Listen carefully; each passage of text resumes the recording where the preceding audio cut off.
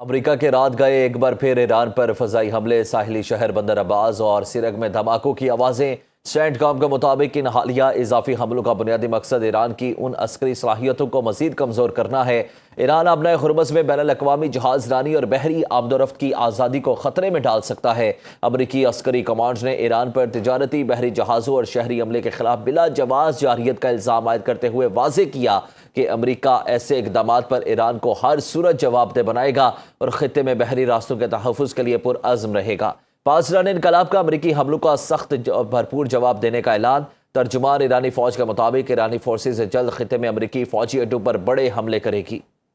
ایران کے خلیجی ممالک میں امریکی فوجی اڈے پر جوابی حملے۔ امریکی حملوں پر ایران کے جوابی ایکشن کے بعد بحرین اور کویت نے اپنے فضائی دفاعی نظام فعال کر دیے، جبکہ قطر نے بھی سیکیورٹی خطرے کی سطح بڑھا دی ہے۔ بحرینی وزارت داخلہ نے ملک میں خطرے کے سائرن بجا کر شہریوں کو محفوظ مقامات پر منتقل ہونے کی ہدایت کی۔ کویتی فوج کے مطابق ان کا فضائی دفاعی نظام دشمن کے میزائل اور ڈرون حملوں کو ناکام بنانے کے لیے متحرک ہے، جبکہ مختلف علاقوں میں سنے جانے والے دھماکے فضا میں ہی حملہ آور اہداف کو تباہ کرنے کے باعث تھے۔ ادھر قطری وزارت داخلہ نے شہریوں کو غیر ضروری طور پر باہر نکلنے اور کھڑکیوں کے قریب جانے سے گریز کرنے کی ہدایت کرتے ہوئے صرف مستند سرکاری ذرائع پر بھروسہ کرنے کی اپیل کی ہے۔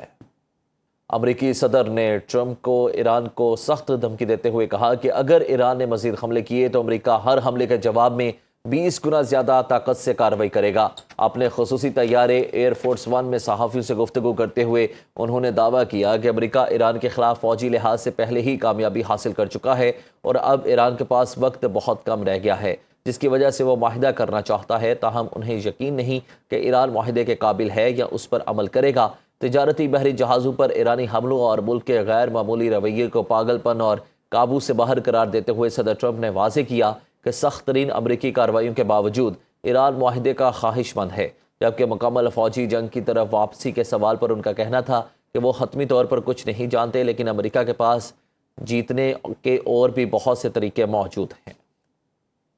امریکی نائب صدر نے ایران کو سخت ترین الفاظ میں خبردار کیا کہ اگر اس نے آبنائے ہرمز کو بند کرنے کی کوشش کی تو اسے شدید جوابی کارروائی کا سامنا کرنا پڑے گا۔ واشنگٹن میں ایک اہم نیوز بریفنگ سے خطاب کرتے ہوئے امریکی نائب صدر کا کہنا تھا کہ ایران کے خلاف امریکی فضائی حملے اس وقت تک جاری رہیں گے جب تک تہران آبنائے ہرمز کو مکمل طور پر نہیں کھولتا اور تجارتی بحری جہازوں پر فائرنگ کا سلسلہ بند نہیں کرتا۔ انہوں نے واضح کیا کہ فریقین کے درمیان بنیادی معاہدہ ہی یہ تھا کہ اگر ایران نے بحری جہازوں کو نشانہ بنایا تو امریکہ بھرپور جوابی کارروائی کا حق محفوظ رکھتا ہے۔ نائب صدر نے دو ٹوک انداز میں کہا کہ ایران یا تو معاہدے کی پاسداری کرے ورنہ پھر وہ دوبارہ اسی ہولناک صورتحال کو بھگتنے کے لیے تیار رہے جو اسے گزشتہ رات امریکی بمباری کی شکل میں جھیلنی پڑی۔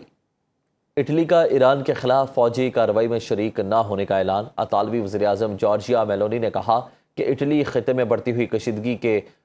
دوران ایران کے خلاف فوجی کارروائیوں میں حصہ نہیں لے گا۔ میلونی نے انقرہ میں نیٹو کے سربراہی اجلاس کے موقع پر صحافیوں کو بتایا، ایران میں تنازع کے آغاز سے ہی ہماری ایک واضح مارچ میں اٹلی نے مشرق وسطیٰ جانے والے امریکی فوجی طیاروں کو سسلی سے سگولینیلا ایئر بیس پر اترنے کی اجازت دینے سے انکار کر دیا تھا اور لکیر رہی ہے، ہم ایران کے خلاف حملوں میں حصہ نہیں لیں گے۔